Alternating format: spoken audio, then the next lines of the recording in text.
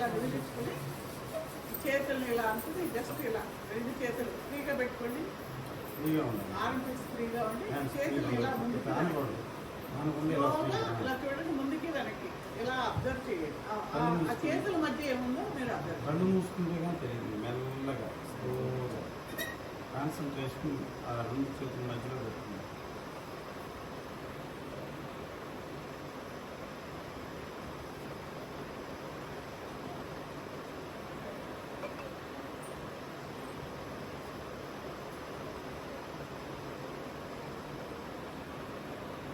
ఏమనిపిస్తుంది? ఎవరు మాట్లాడటం లేదు. మ్యాగ్నెటిక్ లా అనిపిస్తుంది. అందరికీ అలా ఉండదు, వేరే వేరే చెప్పండి. బెలూన్ లాగా ఉంది. ఓకే, ఇంకా ప్రెషర్ డెవలప్ అవుతుంది. గుడ్. ఇంకా వైబ్రేషన్ వస్తుంది. ఇంకా ఎనర్జీ పుల్ చేస్తున్నట్టుంది. ఇంకా ఎవరికి వాళ్ళకి ఏమనిపించింది, వాళ్ళ బాడీ బట్టి, మీ ఎనర్జీ బట్టి మీ యొక్క ఫీలింగ్ ఉంటుంది. నాకు వైబ్రేషన్ షేక్ అవుతున్నాడు, చేతులు హ్యాండ్ అవుతున్నాయా? హ్యాండ్స్ మొత్తం మూవ్ అవుతున్నాయండి. Very good. 2 hands completely. 2 hands అంటే ఎనర్జీ ఫ్లో బాగా ఎక్కువ ఉందన్నమాట. Yes, completely it's moving.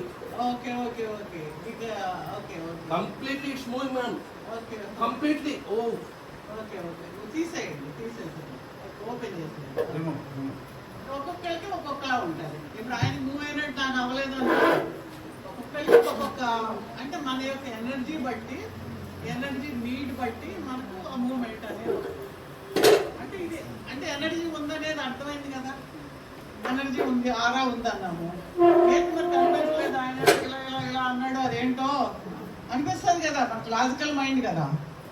అంటే ఆరా బట్టి మన ఎక్కడ ఓపెన్ అయితే అక్కడ వరకు మన శక్తి ఉన్నట్లయితే, మనం ఎంత బాగా సాధన చేసి మంచిగా ఉండి మంచి ఆహారము మంచి ఇవన్నీ ఉన్నప్పుడు ఆ ఆరా పెరుగుతూ ఉంటుంది. అలాగే మనం వర్రీ కానీ కంగారు కానీ భయం కానీ ఇవన్నీ పడుతున్నప్పుడు ఆరా ఖర్చు ఎనర్జీ అవుతున్న కొద్ది ఆరా తగ్గుతుంది. కాబట్టి మన పని ఏంటి, ఆరా పెంచాలా తగ్గించుకోవాలా? నెగిటివ్ థాట్ ఉండాలా వద్దా? మరి వస్తుంది కదా, ఏం చేయాలి?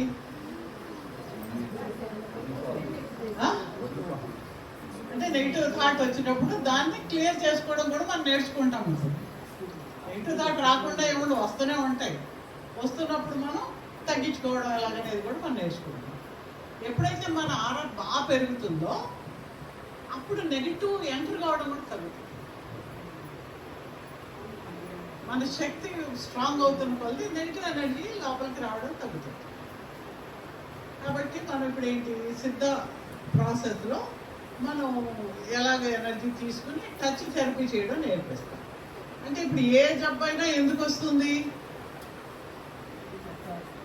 అంటే ఫిజికల్ జబ్బు వచ్చింది, కాలు నొప్పి వచ్చింది, చేయి నొప్పి వచ్చింది, మెడ నొప్పి వచ్చింది, ఏమవుతుంది? ఏమైంది అక్కడ? అక్కడ ఎనర్జీ సమంగా పనిచేయడం లేదు. ఎక్కడైతే సమస్య ఉందో అక్కడ ఎనర్జీ ఫ్లో సరిగ్గా లేదు. ఇప్పుడు మొత్తం ఇల్లంతా వాటర్ ఫ్లో అవుతుంది, ఎక్కడో చోట బ్లాక్ ఏర్పడింది, ఆ రూమ్ అంతా ఫ్లడ్ అయింది. తర్వాత మిగిలిన రూమ్లో కూడా అది ఉంటుంది ఎఫెక్ట్. అవి ఒక్క చోటతో ఆగదు కదా. అలాగే మనకు ఒక చోట బ్లాక్ అయినా మన బాడీలో ఎక్కడో చోట ఇబ్బంది ఉంది, అర్థమవుతుంది కదా. కాబట్టి ఆ బ్లాకేజ్ ఆఫ్ ఎనర్జీ లేకుండా మనం చేసుకోవాలి. ఇప్పుడు సపోజ్ నాకు నడుము నొప్పి వచ్చింది, లేదా మెడ నొప్పి వచ్చింది. ఈ మెడ నొప్పి కారణం ఒకవేళ నాకు స్పాండిలైటిస్ ఉండొచ్చు. అంటే మెడ అలా పెట్టో ఇలా పెట్టో ఏదో సరిగ్గా కూర్చోకో వర్క్ చేస్తూ వచ్చి ఉండొచ్చు. ఏదైనా సైకలాజికల్ ప్రాబ్లం వల్ల కూడా వచ్చి ఉండొచ్చు. అంటే ఏదో ఒక బర్డెన్, ఏదో ఇంట్లో బర్డెన్ అంతా నీ మీద ఉండొచ్చు. చెప్పలేని మాట ఏదన్నా నువ్వు ఎవరితో చెప్పాలన్నా చెప్పాలి. ఏదో సైకలాజికల్ ఎఫెక్ట్ కూడా నీకు ఎక్కడో చోట పెయిన్ కారణం. అర్థమవుతుందా? కారణం మీకు తెలియదు, కానీ ప్రాబ్లం ఒక చోట బయటకు వచ్చింది. ఇప్పుడు అక్కడ బ్లాక్ అయితే ఇక్కడెక్కడో వాటర్ బయటకు వచ్చింది.